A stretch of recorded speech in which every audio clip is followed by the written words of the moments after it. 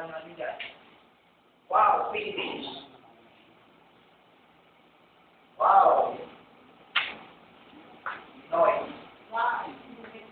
Okay, hindi lalagay mo. W. Noy. Mo. Space. Ayan.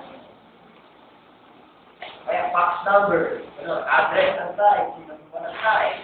And then automatically, may option din siya ba? Add signature, government check, real check nila. Check nila, and then save.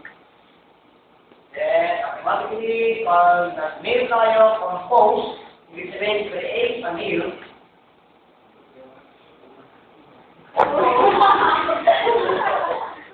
Then, nag-propose tayo, automatically, yun ang mga busy.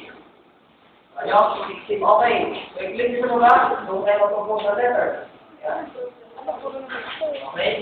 Ang signature, huwag yung ilalagay sa baba. Hindi na po sa pagkakaroon sa inyo. Sabi nyo lang, mula sa signature, sir, lahat ng pag-send lang po ng message